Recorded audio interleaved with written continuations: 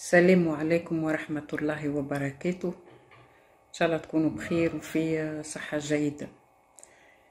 أولا نقدم معناها تعزية للشعب السوري في معناها إثر الكارثة هذه الكبيرة المرعبة اللي حلت بيهم معناها في الزلزال هذا. معناها حاجة معناها حقيقة ما تتوصفش، معناها توجع على الآخر. إن شاء الله ربي يصبرهم وربي معاهم. في الوقت اللي معناها الإخوان السوريين في أشد أحزانهم وآلامهم، ويعلم بهم ربي كيفاش معناها تشردوا وقعدوا معناها في الشارع بلاش ديار وفقدوا عائلاتهم، ومناظر معناها بصراحة معناها توجع القلب. للأسف الشديد عرضني فيديو معناها على التيك توك لمرأة مصرية متمثل كان انفسها، معناها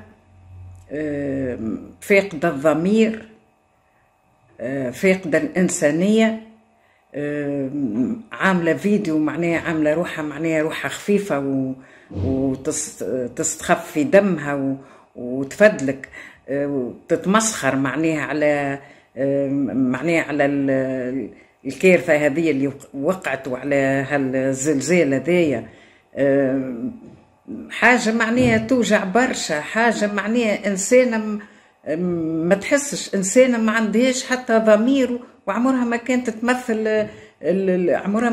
تمثل الشعب المصري. حبيتكم تشوفوا معايا الفيديو هذايا وتحكموا بنفسكم معناها كيفاش وصل بينا الحال نوصلوا معناها نتمسخروا على ناس معناها قاعدين يعانيوا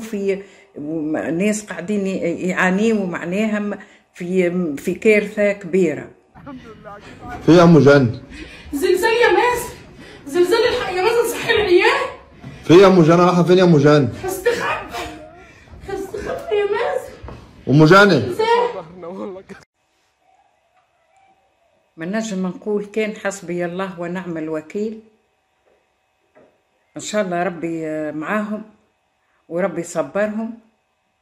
وبالله معناها باش عندي معناها حاجة نحب نقولها، وأنه اللي يحب يقدم مساعدات راهو يمشي على عين المكان. راهي المساعدات ما توصلش جملة، ما فماش مساعدات توصل، راهو على طريق الأنظمة الحكومية وعلى طريق الجمعيات، ولا يقولك هاو عندي معناها رقم حساب صب لي باش نبعث لهم، ما يوصل حتى شيء. يقع معناها سرقتها ونهبها. اللي يحب يساعد سواء أموال وإلا معناها نقولوا إحنا أغطية أو أكل كانوا قريب، يمشي على عين المكان. وإذا كانوا بعيد وعنده حد معناها يقرب له سواء جاره ولا ما نعرفش صديقه ولا حد من العائلة وماشي لسوريا، يبعث معاه يمشي وغادي وين هما موجودين. راهو ما يوصل حتى شيء. يكذبوا عليكم اللي يقولك